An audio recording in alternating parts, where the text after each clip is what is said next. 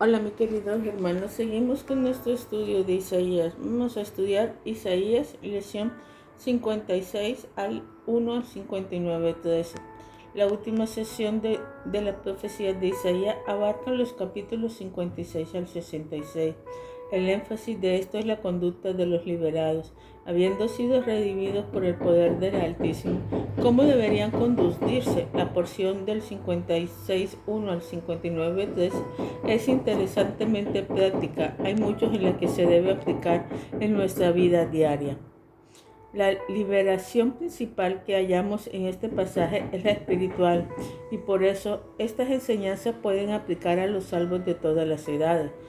Pero la liberación también puede ser física, la salvación del peligro. Pensando en ella, podemos identificar tres épocas de liberación que debemos tener en cuenta al hacer nuestra interpretación. La primera época va en el año 700 a.C., cuando Isaías ejercía su ministerio.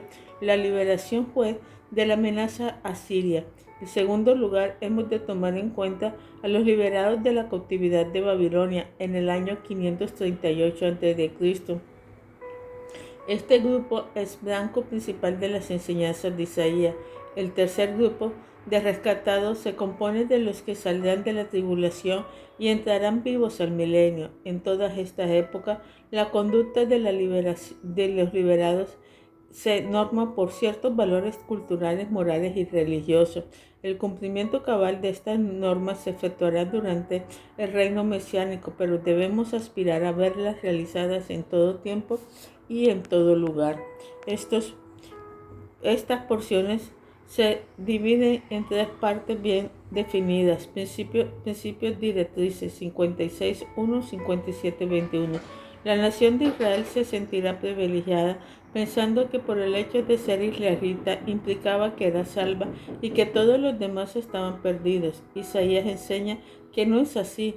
Nos da 5 principios directrices que debemos tener en cuenta cuando tomamos decisiones acerca de nuestra conducta. El primer principio: los gentiles justos recibirán bendición, mientras que los judíos impíos sufrirán penas. 56.1.12. Lo importante era la obediencia a lo estipulado en la ley mosaica. La regla general, versículo 1 y 2. Cualquier hombre que viviera una vida justa manifiesta así que había sido salvo y que será objeto de la bendición divina. Judá fue llevado al cautiverio por quebrantar la legislación del sábado. Jeremías 17, 19, 27. Y por eso Isaías hace hincapié en la obediencia de esa ley. 56, 2, 4, 6. Como señal de haber abrazado el pacto. También explica que el justo se confortará continuamente por eliminar toda la maldad de su vida diaria.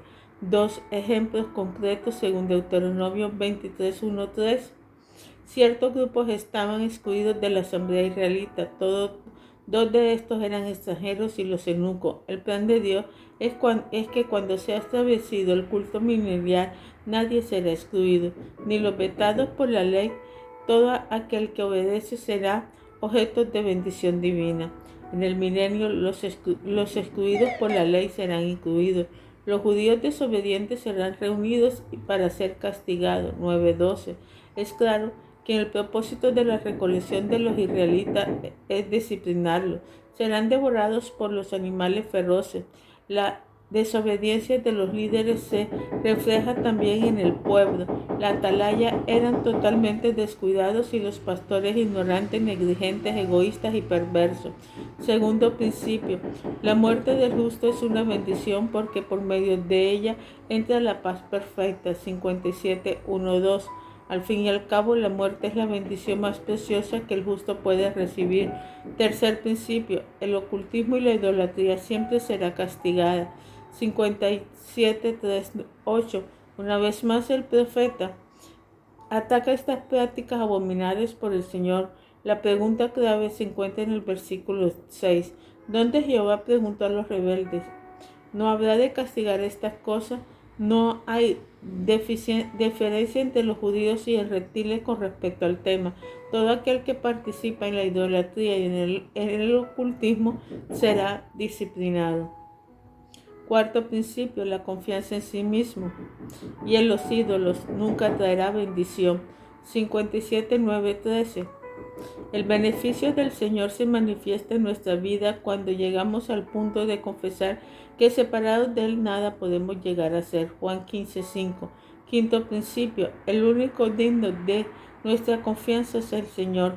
57:13-21.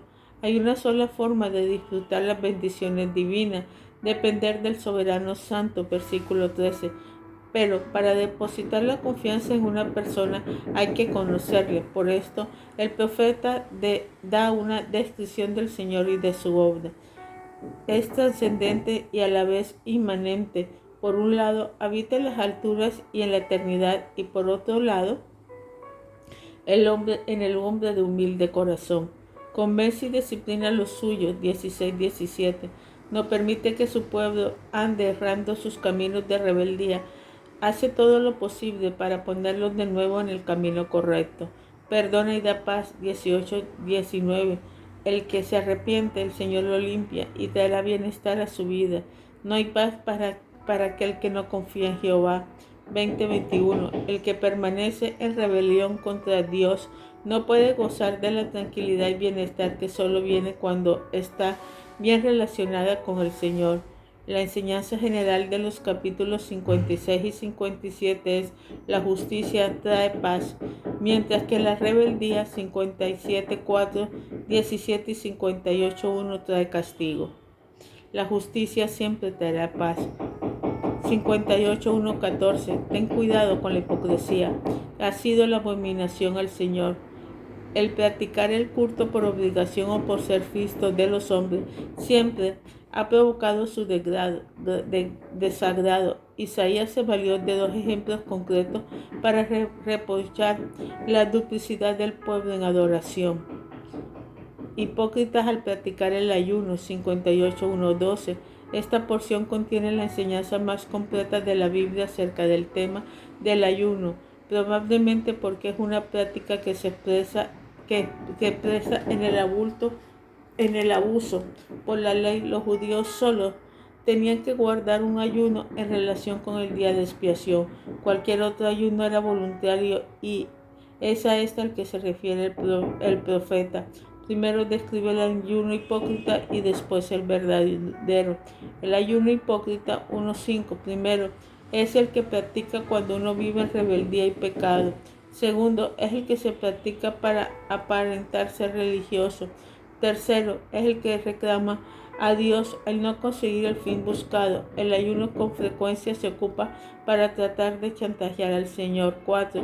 Es el que no afecta la vida diaria, sino que se convierte en una rutina religiosa que no produce cambios en el comportamiento cotidiano. En vez de ser práctico, es egoísta, opresor, agresivo en palabra y acción y totalmente externo. Los que lo practican piensan que ayunar significa sencillamente privarse de comida. En resumen, podemos decir que el ayuno hipócrita es impío, engañador, insolente e impráctico. El ayuno verdadero 6:12. Su descripción se encuentra en los versículos 6 al 7. Esencialmente es un ayuno que surge de las motivaciones correctas. Es más interno que externo. Es el ayuno que, además de evitar la comida, busca la justicia en toda situación. 6b. La persona comparte sus bienes con los necesitados. 7:10. Y no evade involucrarse en la vida del hermano. El ayuno que produce acción y no es un ayuno pasivo. La celebración del ayuno verdadero produce ciertos resultados muy positivos. El que ayuna voluntariamente queriendo lograr el bien de los demás puede estar seguro de que disfrutará de renombre en el pueblo y experimentará contestación en sus oraciones. El pastor divino cuidará de él, gozará de prosperidad y tendrá posteridad. En otras palabras, el ayuno verdadero logra todo lo que el ayuno hipócrita desea, pero que no puede obtener. Es mucho mejor practicarlo. El ayuno ordenado por Dios. El día de reposo, 58:13-14. Otra área en la que los judíos tendían a ser hipócritas era la forma de celebrar el sábado. Ya vimos que el día de reposo ocupa un lugar muy especial para determinar si será justo o no. En este caso, el Señor no señala los abusos con sus observancias solo del aspecto positivo. La práctica correcta se da de reglas que hay que seguir. Hay que ocupar el día no haciendo lo que a uno le conviene, sino lo que el Señor manda. Segundo, todo lo que hace debe hacer de buena gana. Su celebración debe ser una delicia. No hay que ocupar el día hablando sus propias palabras, sino conservando sobre los asuntos que le agradan a Dios. La promesa divina es que observa correctamente el día del Señor regresará a la tierra y disfrutará de la provisión divina de todas sus necesidades. Las palabras de afirmación Jehová lo ha dicho y sabemos que lo va a cumplir es porque el que guarda adecuadamente su día disfrutará de las promesas abundantes. 59:1-13. El pueblo de Israel había pasado por muchas pruebas y aflicciones debido a que no observaban correctamente el ayuno y el día de reposo, además que cometían muchos otros pecados. El problema es que no reconocían la verdadera causa, el pecado. En estos versículos el Señor declara la naturaleza del problema y cómo solucionarlo. El pueblo creía que todo andaba bien y que Jehová les estaba fallando. Según ellos, el culto externo debe agradar a Dios y producir como resultado la bendición, pero ellos seguían en cautiverio. No reconocían que su pecado era la causa de sus dificultades. Dios seguía estando muy sano. 1. La enfermedad afectaba al pueblo. 2. Mismo que sufría las consecuencias de su propio pecado. 59:3-8. La acusación en general del versículo 2 se hace muy concreta en los versículos 3 y 8. El Señor menciona las diferentes partes del cuerpo, desglosando los pecados relacionados con cada uno. Con sus manos practican violencia, su boca profera mentira, maldad, conformismo y vanidad. Su mente aniquila maldad, muerte e iniquidad. Sus pies lo llevan a realidad a hacer acciones nefastas. El versículo 8 es un resumen de todo. No existe justicia en el pueblo. El pueblo responde con la denuncia divina. 59:9-13. Cuando Dios señala el pecado, tiene que haber respuesta. El hombre puede persistir en su rebelión o puede admitir y confesar su inequidad. Israel reaccionó correctamente. Reconocieron su pecado. 9:11. Confesaron que la condición negativa que vivía era consecuencia de sus transgresiones. Su inequidad había proporcionado la injusticia, la inseguridad, las amenazas porque faltaba la luz y andaban como si fueran ciegos. Los sufrimientos les causaban angustia constantemente. Lo que es más importante, admitieron que la salvación del cautiverio no venía debido a sus perversidades. Confesaron sus pecados. 12:13. El reconocimiento de la falta no es suficiente. También tenían que confesarse. Confesar significa estar de acuerdo con Dios en lo que Él piensa del pecado, o sea, llamar al pecado como tal y no intentar disfrazarlos con frases bonitas. El versículo 12 contiene una confesión general de sus rebeliones, pecado e inequidad. El 13, la confesión es específica. No cumplían con sus obligaciones. 2 veces mencionaron el pecado de la mentira, la apostasía religiosa. Era obvia, palabras calumniosas y rebeldes salían de su boca.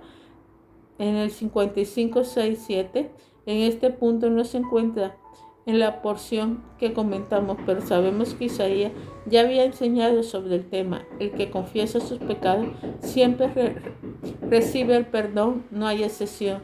Dios es siempre fiel en limpiar el pecado que se arrepiente y confiesa sus transgresiones. Padre Celestial, te damos gracias, Dios eterno, por todo lo que tú haces, Señor. Que tu amor, tu presencia siempre esté con nosotros. Que seas tú, Padre Celestial, ayudándonos y que seas tú, Padre Celestial, dándonos cada día más y más de ti.